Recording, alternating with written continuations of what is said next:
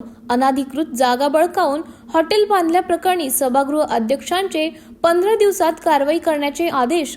संबंधित महानगरपालिकेच्या अधिकाऱ्यांवर होणार कारवाई. 15 दिवसात अनाधिकृत अतिक्रमण केलेले काढण्याचे प्रशासनाला माननीय मंत्री नगरविकास यांनी केले आदेश.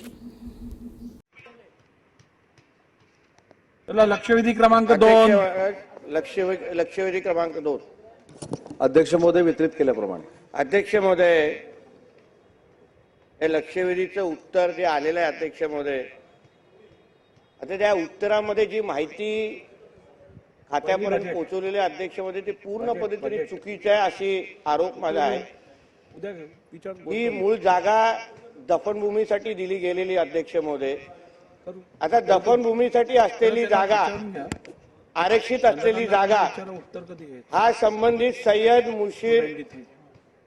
मुनिरुद्दीन नावाचा हा जो व्यक्ती आहे तो माजी नगरसेवक पण आहे. दफनभूमीसाठी असलेली जागा हा अन्य गोष्टीसाठी वापरण्यासाठी पुढे येतो. तिथे दफनभूमीसाठी जागा कमी पडते अशा माहिती देतो आणि दुसरीकडे जागाची मागणी करतो. आणि जी जागा त्यांनी तिथे दफनभूमीसाठी होती जी मुस्लिम समाजासाठी महत्वाची असते आणि हाच तिथे दुसरीकडे मागणी करतो, त्याच जागेवर हाच अनधिकृत बांधकाम करतो. आणि अध्यक्ष महोदय, जे बांधकाम केलेलं आहे त्या बांधकामाचा फोटो मुद्दामून मी मंत्री महोदयांसाठी आणलेला आहे. तो फोटोही मी आपल्या माध्यमातून मंत्री महोदयांना देतो. कुठेही साईड मार्जिन सोडलेली नाही. संबंधित अधिकाऱ्यांना अध्यक्ष महोदय 27/1/2010 यावेळीच्या नाशिक महासभेमध्ये, महापालिकेच्या सभेमध्ये इथे ठराव पास केला गेला की ही जागा दफनभूमीकडेच राहणार आहे, ही अन्य गोष्टीसाठी वापरू नये असा ठराव करण्यात आला. तरीही हा सय्यद मुनिरुद्दीन नावाचा हा जो काही व्यक्ती आहे अध्यक्ष महोदय, थोडी ह्याची माहिती मी मुद्दामून मंत्री महोदयांना का देईन जेणेकरून मंत्री महोदयांना पण कळेल की हा कुठल्या मानसिकतेचा व्यक्ती आहे. जेव्हा नाशिक महापालिकेमध्ये वंदे मातरम सगळे लोकप्रतिनिधी गात होते तेव्हा हा खालती बसून राहिला, बोला काय मला वंदे मातरम म्हणायचं नाही, मी मानत नाही, अशा मानसिकतेच्या जिहादी मानसिकतेचा हा व्यक्ती आहे.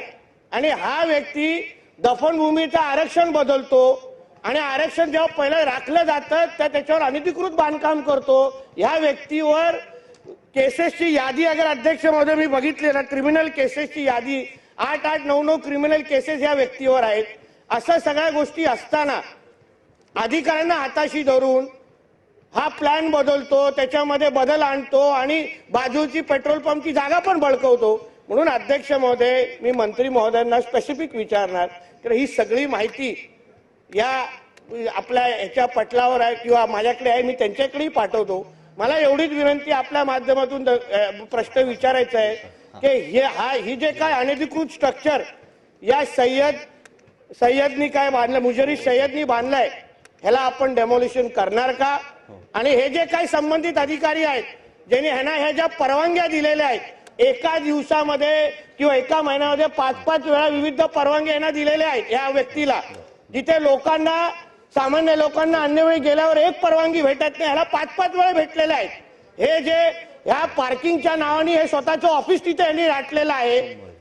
जी हॉटेल 10 वाजता बंद झालं पाहिजे 3-3 वाजता सुरू होतं.